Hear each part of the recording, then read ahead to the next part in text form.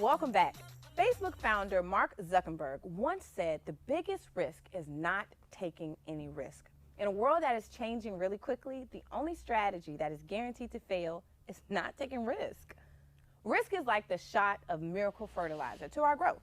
Big risk can return big rewards. Okay, pause. Hold on. Wait, look. I'm so proud that I did a little. I did a little quote, y'all. Come on, somebody, being a real talk show host. You better get into this. Listen, today on This Time Next Year segment, we got guest Ttny Bartley here, co-owner with her husband of Got Fish Seafood. Hey, if you are not from Virginia, sucks to be you, y'all. I am so excited about the queen being in the building. Hey. Hey, queen, hey. So listen, y'all. So Ttny shares with us about choosing to take risk and how her risk-taking landed them their own permanent location. Queen, when I saw that you were coming up in here today, I was like, oh, I need all my notes. All my notes. We got a treat for y'all today. I am so glad that you are here. And first of all, I just want to thank you for what you doing, Queen, out here showing us how to get it done. Y'all better be a boss. Queen, I am so grateful for you to be coming back. I know you came with us in studio. What an amazing time we had. And then technology, but I'm like, we got to get the queen here on Zoom back again, because what you were dropping in studio with us the other morning, we need to hear that from the MooreLaughing in the Morning Show family. So welcome back to the MooreLaughing in the Morning Show. Thank you for having me back. I appreciate it. As you know, you and I have talked and I've shared with you, I'm obsessed with the growth that you all have taken on, you and your husband, and what you've done in a short amount of time. I'm like, oh, the queen need to come and put me up on all the game. My first question is definitely centered around the fact that you all had the food truck game on lock. I mean, obviously as an outsider, that's what it looked like Got Fish is taking over. Then you went into a permanent location. How did you and your husband decide that this is the time for that expansion, particularly coming, my question is more so out of because you were doing so well with the truck. It felt like you was killing it. We had talked a little bit before about vision and how God had really just given us a vision for what we wanted the brand to be from the beginning. We knew going into the truck that we really wanted this to be a national brand, not just the food truck. Don't get me wrong, we love the food truck, but we really saw it as far more than just a food truck. And we were willing to put our effort into creating the systems to make it really pop so that we can move forward in some other ways. But as far as how do we know that was the time, I mean, we really had to listen. We're listening to what our customers are saying. Every day you got customers saying, when you gonna get a store? When are we gonna be able to sit down? When you gonna get a store?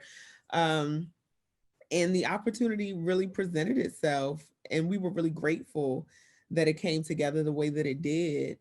It's really powerful or inspiring to hear that you balanced both. You did respond to your customers. You didn't let certain people's vision become your vision.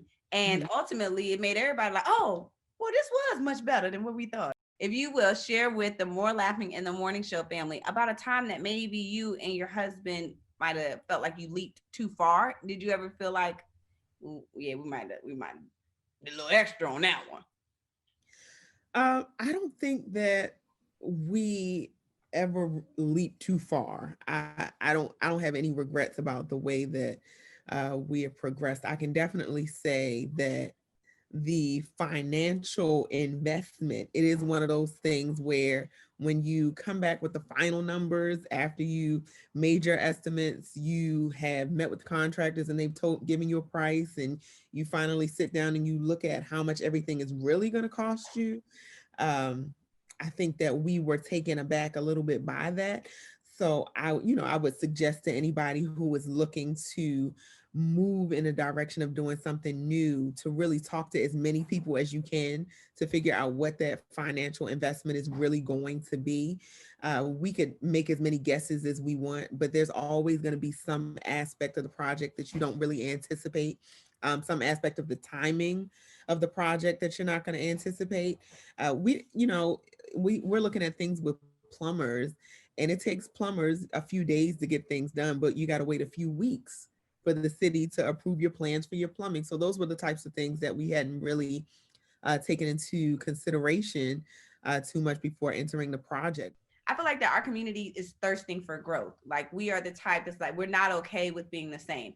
And in order to grow, you got to know where you're trying to go, or at least be willing to move forward. So for you, my question is wrapped around, obviously a lot of our audience are entrepreneurs and creatives, but there are a lot of people who are not. Mm-hmm. And there's still growth opportunities in everybody's individual journey.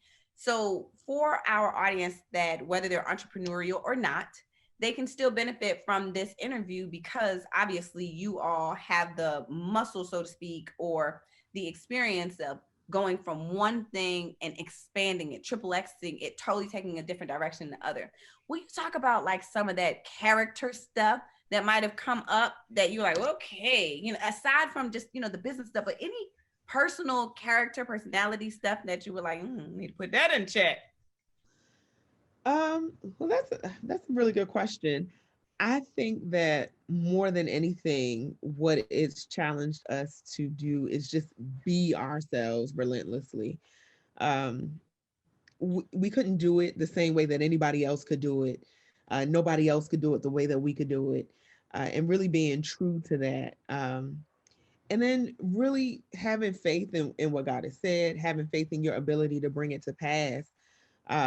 I know that, God is speaking to a lot of different people about a lot of different things.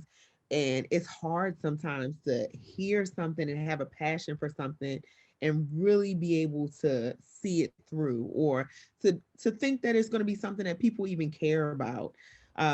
You have to have that tenacity and that, confidence to really see things through. When you hear something, believe it. When you feel like something is for you, believe it and pursue it. I want to share something that I have been thinking about feeding on that you said, there is no growth without risk. Mm-hmm. Can you leave us? Can you unpack that a little bit from maybe your own experience or whatever way you can for our audience? There's no risk without growth. Hold on, wait. That's why you can't be. See, I should have said it the first time and left it alone. No, I think they got it. There is no growth without risk.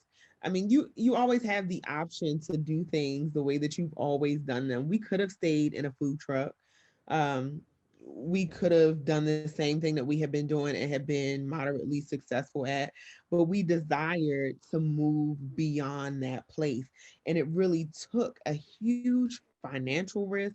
It took a huge social risk. I mean, we're a married couple who are in business together. We had to sacrifice a lot of that, intimate time with one another to really focus on the business. And you really have to be willing to leverage certain things in order to get to certain places. You can be comfortable where you are, but I can say that for us, anytime that we were ready to take that risk, there was already a discomfort there. I don't know if you've ever been zip lining. Like there's this point where you No. feel like no. I can't even watch it on TV. I get so anxious. Child. Woo. Maybe I should try that. That should have been what I tried things. But there's this point where you're on the ledge and you just feel like you realize that, okay, at some point I have to go ahead and lift my legs and let go. And it's that moment of discomfort that you feel like you realize you can't stay where you are any longer, and you just end up letting go and moving forward into those things. Sometimes, and you may take a risk and it may not turn out the way that you wanted to, but you regroup, you reevaluate. Taking a risk and it not turning out the way that you wanted to doesn't necessarily mean that you failed. But of course, you always have opportunities to do a redo. You know what I mean? Yes, I know what you mean. I mean, I share with you how inspirational you are. Specifically on my journey, I was comfortable being a stand-up comedian. I was growing my trajectory. I was supposed to be famous this year. We started off 2020 with me opening for Martin Lawrence and just doing some amazing things and opportunities for some other amazing things. And then COVID happened. And initially I was crushed like everybody else in the world.